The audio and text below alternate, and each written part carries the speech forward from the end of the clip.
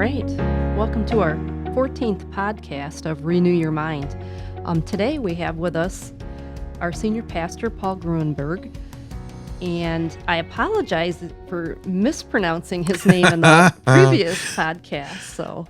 And we also have Pastor Jordan Chambers, our youth and family minister pastor. And myself, Dana Hall, is your moderator. Our next four podcasts will revolve around the origins of Methodism.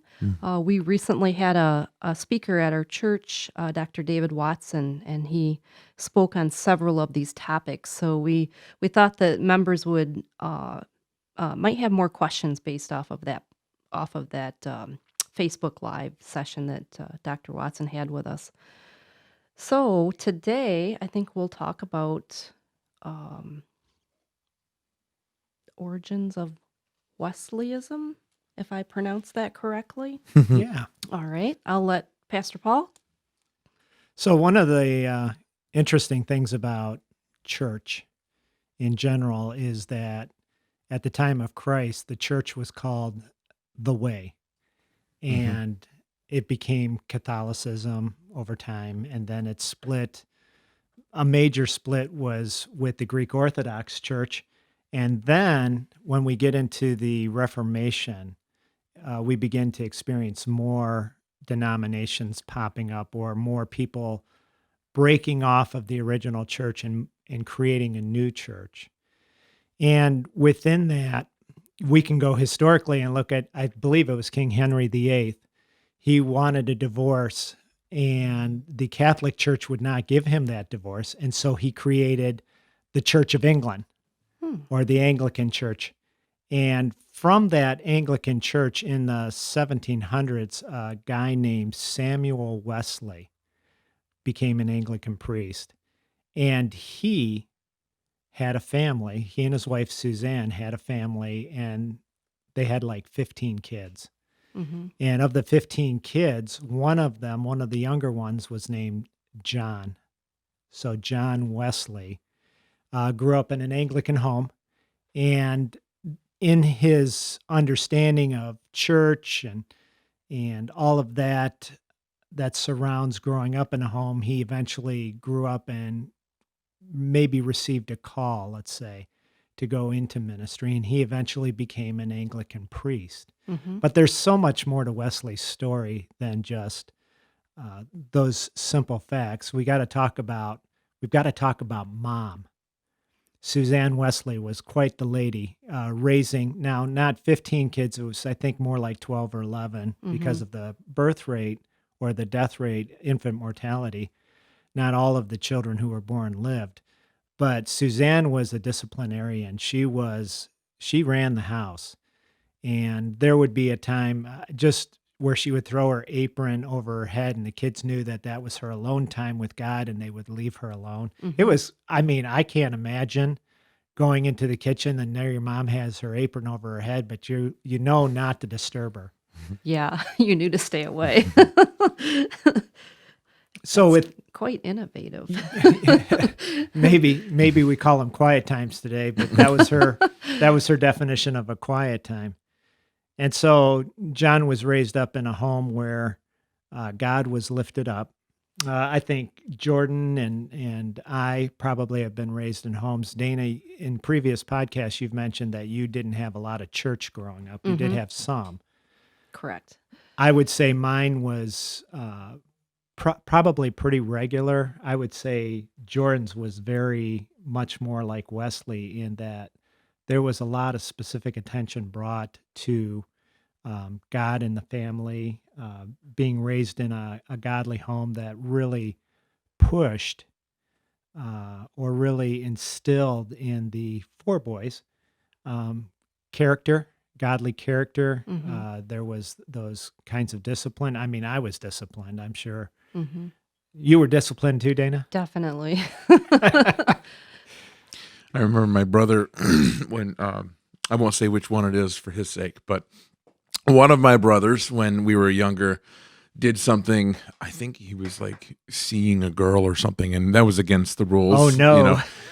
And I forget exactly what it was. It was something along those lines. And my mom said, "You need to learn discipline." So because we were homeschooled, she just incorporated that he do a word study of X amount of pages on the word discipline. And I mean, it was a very well stressed concept in our house. And if we failed to meet the standards of discipline, it was we were very heavily reminded of what those standards were. So to be raised up in that kind of a home would instill some real character. And on one hand, John Wesley was born in 1703. So in the early 18th century.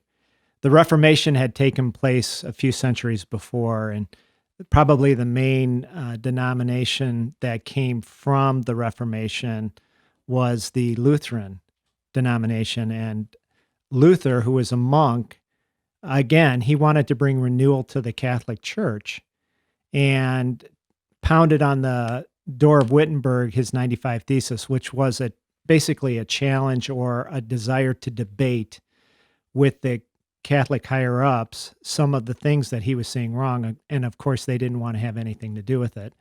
So Martin Luther left, and the one big thing he did is he took the Bible and he wrote it in common language of the day, which was German, and made the Bible accessible. And one of the big aspects of Luther was he was a man of one book, and he wanted to make that book available. So that was a huge contribution to the Christian faith at that time.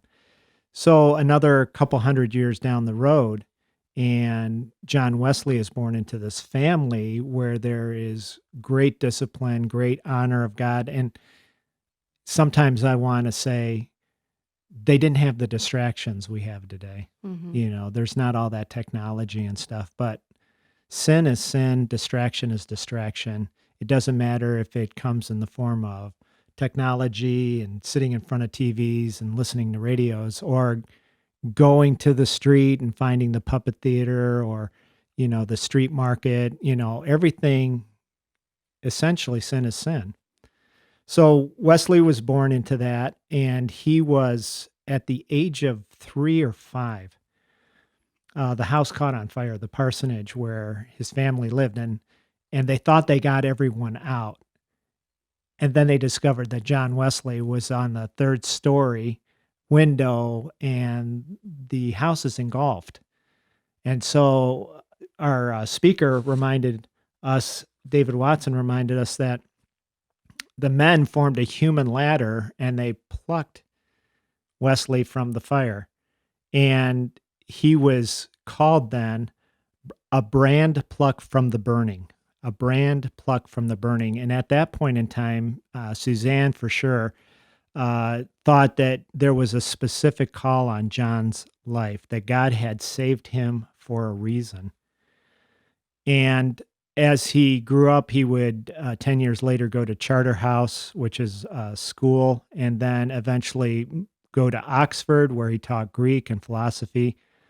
And at Oxford, his brother was already there, Charles Wesley, and they formed a club.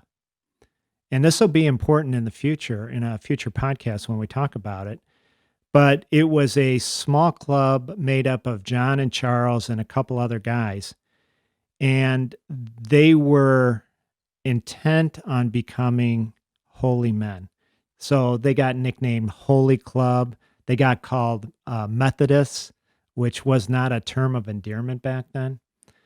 And all of a sudden, from that very beginning, a movement would start. But we'll get more into that in the future. And what did Methodist mean back then again? Do you remember? It was a derogatory name? Yep, it was derogatory. The reason it'd be derogatory is it'd be kind of like someone calling you a goody two-shoes today. It's you're so dedicated to a system is kind of the idea. Okay. That especially the name became very popular while they were in college. Now, if you remember your college days, the people who were by the book and followed all the rules, they were the people that got picked on. They were the people that people were like, oh, they're all stuck up in their own little way. Again, the goody two shoes and stuff. That would have been very similar vein Okay. to the feel of what that name came from. Mm-hmm. That's good. Yeah. Yeah. That helps me understand. It was funny. Jordan was saying that, and you can't see it as you listen, but Dana and I are nodding as we're remembering back to our college days, not being the goody two shoes. Definitely not. I was not. Nope. Not at all. But isn't that the state of life? You get some freedom in life, and you tend Yeah. not to stay on the straight and narrow. No. Oh, all right. And then what else should we know about John Wesley? I'm always intrigued by him and his brother and how they both ended up at Oxford. And what else should we know about those two? So for John and Charles, they decided at some point that they were going to go over to the Americas, specifically over to the Georgia region, where they were going to minister to the indigenous people and bring them to Christ. And they went over to Georgia, and on the way over, now the travel time from England to Georgia was not hopping on an airplane and taking, 4 or 5, 6 hours to get over. It was a month's, maybe 2 or 3 month journey. And somewhere in the midst of that journey, Charles and John are experiencing, or the ship, I should say, is being tossed about. And I'm imagining some type of a hurricane or the results of a hurricane in the southern hemisphere that really tossed the boat about. And most of the people on the ship were scared to death, as you can imagine. Now, we think of ocean liners or Princess Cruise or Disney Cruise, those big, huge boats, and they've got water wings to help bring stability to the boat. Think more like the Mayflower. Yeah. It was not big. And in the midst of the action that they were experiencing, there was a group of people, and they were called Moravians. It was another type of, not a denomination, but a group of people. And they were in the middle of the boat, in the midst of all the tossing and waves, and they were singing to God. They were singing hymns. They just did not have that fear. And after that experience, Wesley would go to, and I can't remember the leader of the Moravians, he would go to him and say, "Weren't you guys afraid?" And he's like, "No." Should we? It's almost like he knew if they drowned where he was going. Mm-hmm. And Wesley must have had some doubt in his mind that he was on the right side of heaven's door.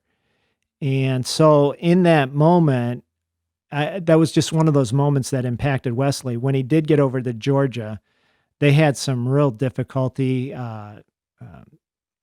trying to bring the indigenous people to Christ. And he felt like he was an utter failure. In fact, I remember in seminary, my professor talking about John falling in love with a lady named Sophia, and she falling in love with him. And it was interesting. The Dr. David Watson shared that Wesley kind of hemmed and hawed too much, and Sophia went on and found somebody else to get married to. The way I was told, or what I read, was that Charles saw that John was made for something special, and that getting married would divide his attention. Mm-hmm. And so Charles really poo-pooed the idea of him getting married, which may have caused John to waffle back and forth. And I remember in seminary being so angry. Isn't the world about falling in love and, having a family and Missed doing those kinds of opportunity. things? Yeah. So at that point, John has a failure in a relationship that could have been very significant in his life. He has failure in doing what he felt God was calling him to do to bring the indigenous people to Christ. And so he ends up going back to England, an utter failure. really beginning maybe to question his own faith.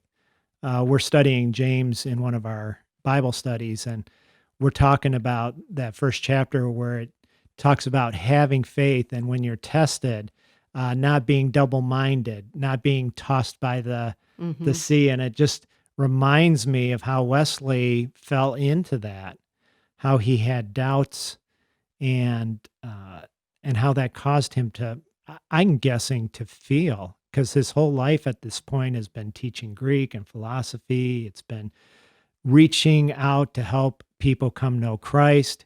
He has failure in that. He has failure in a relationship.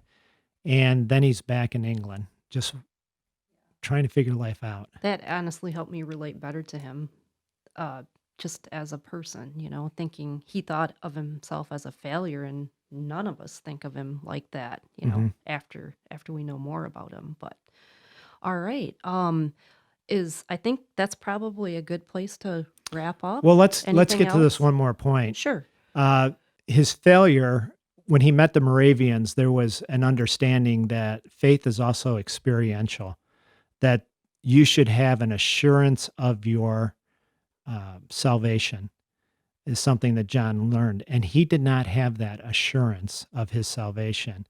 And so he began looking for an experience that would validate his relationship with Christ. And I think that would be a good place to stop, because next podcast we're going to talk about what happened to John to get to that place where he felt secure in his relationship with Christ. Okay. And he was looking for a physical experience, correct? Or some sort Some of type of experience signal. that would let him know beyond a shadow of a doubt Mm-hmm. that he was saved. Okay. Perfect. Then that's where we'll end this podcast today. And we look forward to seeing you at the next podcast. Just a reminder, we are located at the First United Methodist Church of Gaylord on 215 South Center Street. And we also want to say a moment, or just to point out, that we will be having an All Saints celebration on November 1st. So just a reminder for that. If you have any questions, you can call us at 989-732-5380. Thanks, everybody.